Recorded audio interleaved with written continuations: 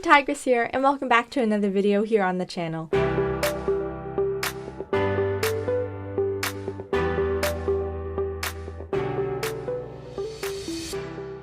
Today we are continuing and finishing my how to craft a Minecraft roleplay guide. This is going to be the final video in a series where I'm going to be covering the last things you'll need for your roleplay. Today we're actually covering something a bit different, and we are going to be talking about episodic roleplays and how to write them. After we cover this, I will be giving a few last tips and just statements to close out the series and keep you focused. So without further ado, let's get into this. So I'm going to start off by saying, alright, I personally have never written an episodic roleplay on here. I've not released an episodic roleplay on this channel. Never written one. I mean, sure, some of the episodes in Memory Lane could maybe be labeled episodic, especially in season 5. They were, I would say, out of all the Memory Lane seasons, that season was probably the most episodic.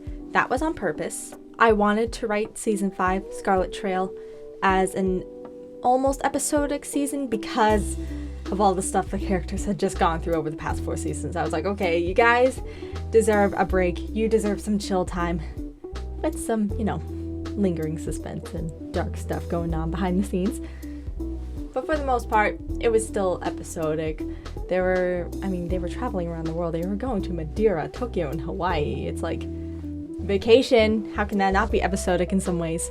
So I'm going to be telling you guys my personal opinions on writing an episodic roleplay. Again, I don't have experience in writing or making one, but I'm going to just tell you my personal opinion on how to write it based off of what I've gathered from writing a serious roleplay. So let's get into point number 1. So unlike what I said about writing a plot-focused, character-driven roleplay, when it comes to episodic series, I personally think you should have decent mods and add-ons in your series. Before, for a serious roleplay, I said that it wouldn't matter because your roleplay, your series is plot focused, it's character driven. The focus is not exactly on external things or external surroundings. Your set does not have to be as vibrant and just eye-catching as for an episodic roleplay. In an episodic roleplay, most of the focus is going to be on drama, like random silly things going on, and in order for some of those things to even happen, in order to come up with some silly, senseless drama, you actually are going to have to rely on certain add-ons and mods. I know I've watched several episodic roleplays before where an episode was solely focused on this one thing that their mod happened to have. So that's why I'm saying when it comes to episode roleplays, you should try to utilize your mods and add-ons as much as possible. You want your set to look eye-catching, to look vibrant. You just want it to catch your viewers' attention. Going back to what I just said, your roleplay, your episodic roleplay should be totally drama. Silly drama, right? Silly, almost senseless things that don't make sense. It doesn't exactly have to make sense because it's an episodic roleplay. Nothing too serious is going to happen in this series. Saying that means do not write internal conflict into your characters. It's so funny saying this because in the serious roleplays, I said, yes, write internal conflict. When it comes to episodic, don't touch internal conflict.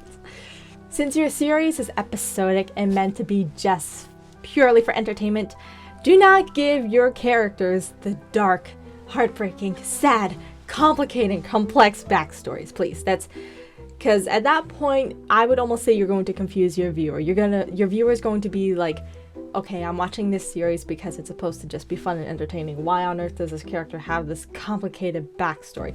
It just would not fit.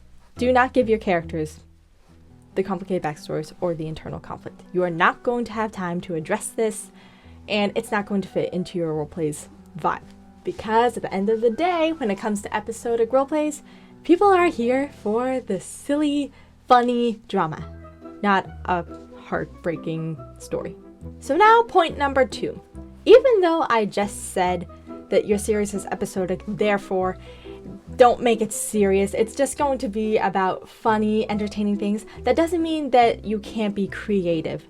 It doesn't mean that your episodic roleplay has to be like every other episodic roleplay where it's most likely a neighborhood or high school setting.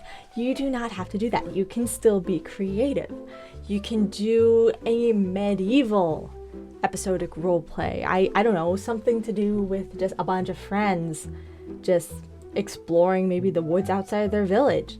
You can do a sci-fi episodic roleplay, maybe a sci-fi academy roleplay. Sure, it's still a school setting, but if you add the sci-fi element, you can do a little bit of world building and just make it more unique and fresh. Don't make your roleplay fall into the box of just normal high school and neighborhood, just moving in roleplays. You don't know how many of those I see on here, and it almost annoys me a bit because I'm just like, people, come on, just try something new. Try to be fresh, try to be original. So yes, even though your series is going to be episodic, still be creative, be unique, try to take things as far as you can in the bounds of an episodic roleplay. And then again, since this is an episodic roleplay, we're going on to point 3. Feel free to end your series whenever. That being said, what do I mean by that? I mean, your episodic series should not have a plot that needs a specific ending. What I'm saying is you should not be writing cliffhangers exactly into your episodic roleplay. Sure, if it's a cliffhanger about like a silly plot. But I mean, like, your series should not have the type of super suspenseful cliffhangers that make you wonder, oh dear, is the character going to die? Or what on earth is going to happen? Is the world going to end? Your episodic roleplay should not have stuff like that. Your episodic series should be flexible enough that you can end it whenever you need to. People, in a way, they shouldn't be on the edge of their seat to see the next episode. I mean, like, don't get me wrong. They should be, as in, like, they're enjoying the content, but not enjoying it in a way of, I need the next episode. What on earth is going to happen next? If you just decide, okay guys, I've decided to end this series, it should be fine. Your series should not feel incomplete if you decide to end it suddenly. It should be fine how it is. Keep it simple. Still be creative, but just write it in a way that you can end it whenever you need to or whenever you want to. Because when it comes down to it, episodic roleplays are a lot less effort than the long-running, serious, plot-focused roleplays. You can still have subplots in your episodic series, but obviously they shouldn't be as serious. If they're going to be subplots, they're probably going to be over-dramatized as to something that would happen in real life. Or they should just be silly, that for some reason the characters are overreacting about. And honestly, that is all I really have to say about writing an episodic series. I mean, like I said before, a lot of an episodic series is finding the right mods and worlds in order to do what you're doing. You can go to my video where I talked about different worlds and mods that I've used, because pretty much anything you use for a series roleplay, you could also use for an episodic roleplay. You could practically do anything. I would almost say there's even not that much to think about when it comes to writing an episodic roleplay. Thus why what I've said is I personally think enough to get you through it. So now I'm going to move on to the next section of this video, where I'm going to just give some tips and reiterate a few things that I've said at the beginning of the series. And these tips are going to go for both people who are writing series roleplays and people who are doing episodic series. So my first tip is be yourself. I'm sure you've heard that phrase so many times in your life from so many different people, but honestly, it's true. And not enough people are doing this, especially when it comes to this community and just on here in general. And I'm just going to put the nail in the coffin right here and say, you are not going to be the next Afmao. I'm going to say it again. You are not going to be the next Afmao. People have got to get that into their head, that most likely they are not going to become the next big roleplay creator. I think so many people, sure, get inspired from big people like Afmao or It's Funny, but their inspiration is almost wrongly placed, and they then try to be so much like that person. No. If you do get inspired to do something or to do something that someone else is doing, you should still be yourself and put a unique spin on it that makes it yours. We could be just like you. Yes! We can? No! But you don't have to be! That's what Shifu meant. I don't have to turn you into me. I have to turn you into you! It's great to get inspiration from people and to have goals, but striving to be like the next the next big roleplay content creator honestly is not exactly the right view to have. When people try to become like someone, a lot of the time their writing will be influenced by that person. It will start to feel more like that person's than their own. So write how you want to write. Take inspiration from people, but don't let that person or what they do influence you too much. Your project should still be yours, not someone else's. Another reason why you're probably not going to be the next AFMAO is because we're just in a new era of the Minecraft roleplay community. Honestly, we are a bit of a dying community, but that's just how it is now. We are just in this era, and no matter how hard we may try, I don't think we're ever going to fully revive it to what it used to be. The golden era of Minecraft roleplay is gone, and I don't think we're going to be able to get it back, no matter how hard we may try to be like someone and to recreate a certain vibe.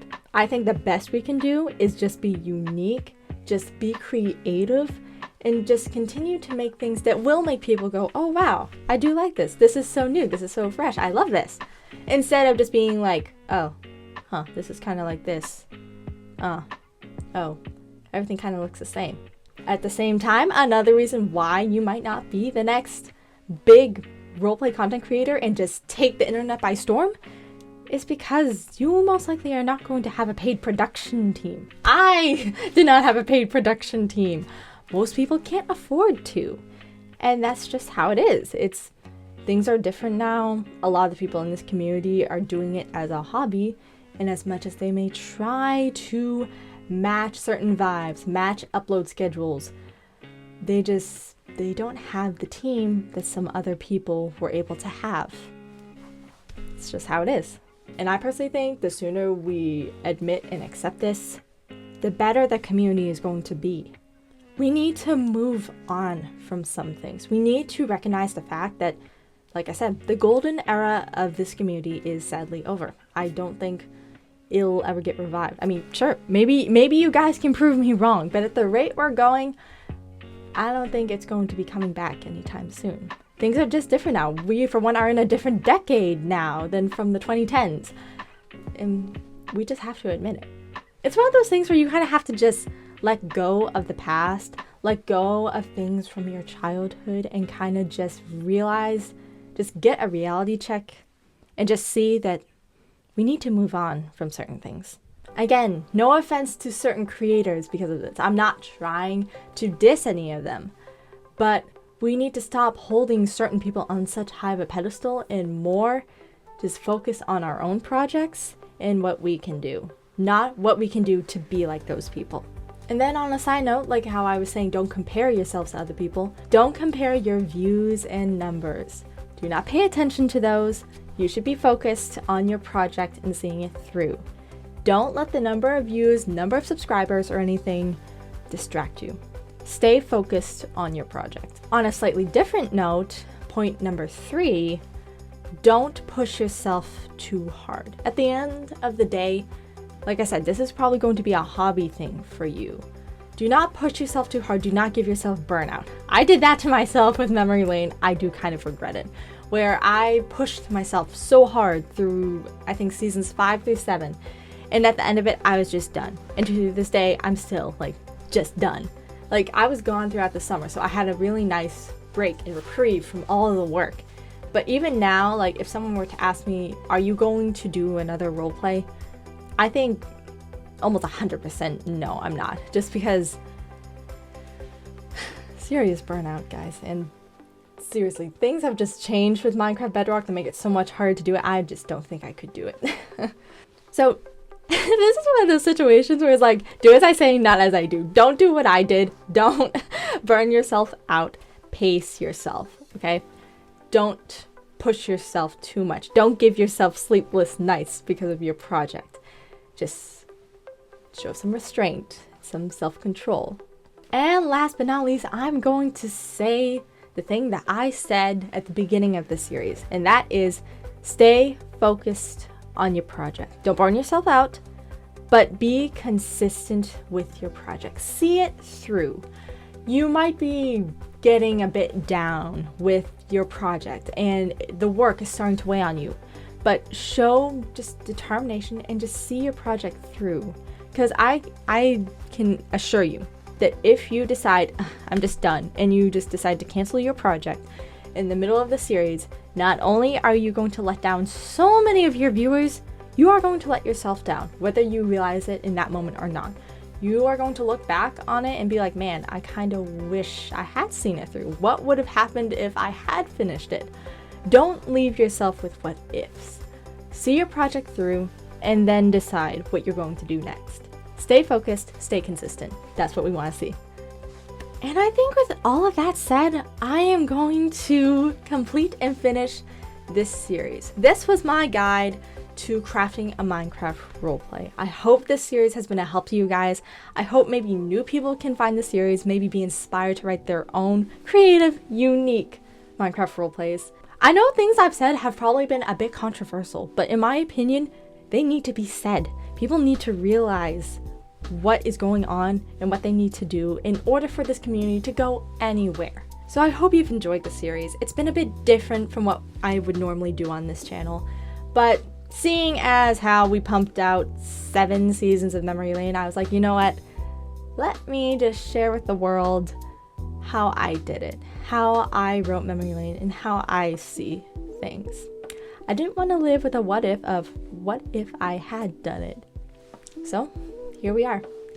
And again, I hope you've enjoyed the series. Stay tuned. Cyborg is still in the works. I know we've run into several just technical issues, a bit of writing issues, but we are seeing it through. Cyborg is going to come to Destinisha Studios.